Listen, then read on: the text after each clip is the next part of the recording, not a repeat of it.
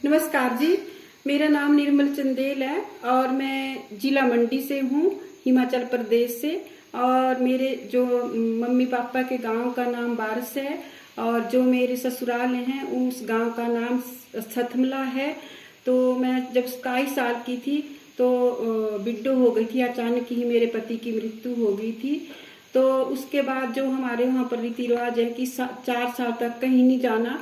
तो मैंने सोचा कि मतलब मैंने 1 साल बाद निकलने की कोशिश की कि ये तो यहाँ पर तो मतलब घुट घुट के रहना पड़ेगा।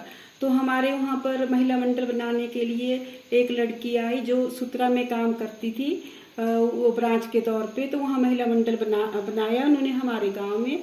और तो महिलाओं ने कहा कि वहाँ मुझे कैशियर बना दिया और कि इस लड़की को कहीं भी लगा दो ताकि वो अपना टाइम पास कर ले।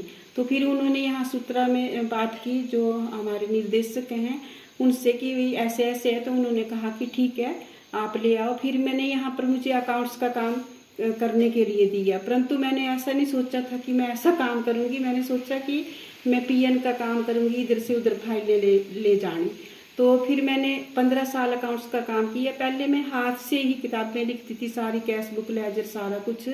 फिर कहा कि कंप्यूटर पे सीखना, तो मैंने कंप्यूटर भी सीखा। फिर दोनों काम करती रहती थी, पर मुझे बहुत डर लगता था क्योंकि मैंने कभी भी कंप्यूटर नहीं देखे थे। मैं क्या कंप्यूटर में पता नहीं क्या क्या फीड हो जाएगा, क्या हम सोच रहे हैं कर रहे हैं। और फोटोस्टेट मशीन कभी नहीं देखी थी, और स्कैन मशीन, प्रिंट, ये सारी चीज़ें मैंने यहीं देखी सूत्रा में। तो मुझे कई बार जैसे बिल वगैरह आते थे तो वाउचर, तो मुझे वो इंग्लिश में पढ़ने नहीं आते थे। तो फिर मैं उनको ऐसे लिखती थी हिंदी वाउचर के पीछे की पेंसिल से कि ये किस चीज़ का है। तो फिर एक बार जब मैं घर छुट्टी गई तो मैं वहाँ से आ रही थी, और तो वहाँ बिलासपुर बस स्टैंड के पास एक किताब बेचने वाले आए।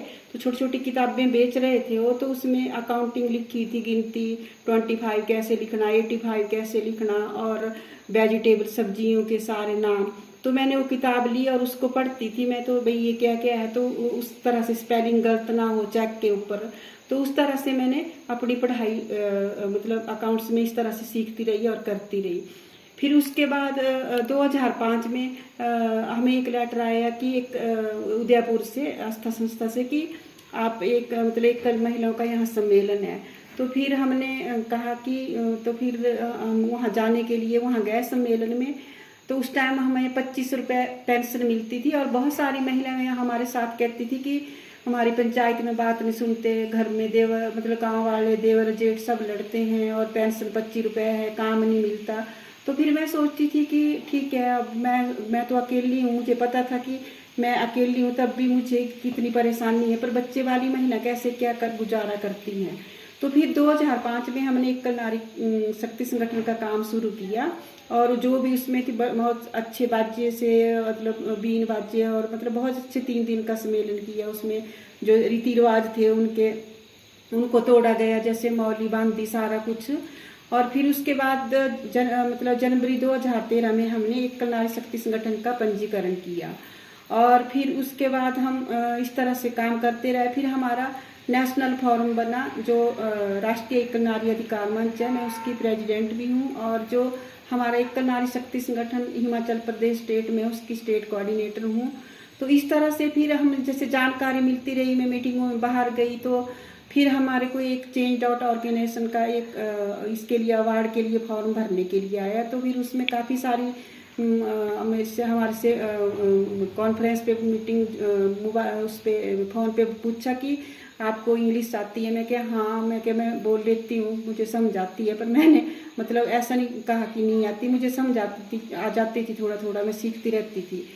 तो फिर उसके बाद जब हमारा अभी 2 महीने का प्रशिक्षण हुआ ऑनलाइन, तो सोशल मीडिया के बारे में जानकारी मिली स्टेप बाय स्टेप कि सोशल मीडिया क्या है। तो फिर हमने उसमें मैंने जो एकल महिलाओं की समस्या है कि पेंशन को लेके कि उसमें इनकम जो है वो बहुत कम रखी हुई है, साल की 35 से लेकर 60,000 होनी चाहिए, तब उसके अंदर काफ़ी सारी एकल महिलाओं को फायदा मिलेगा। तो उसके ऊपर फिर हमने फाइल पुटेशन की, और जब हम करते थे तो बहुत खुशी मिलती थी कि जब जैसे जैसे बताया वैसे वैसे करना। तो उसमें बहुत सारी मतलब एक एनर्जी मिलती थी काम करने की।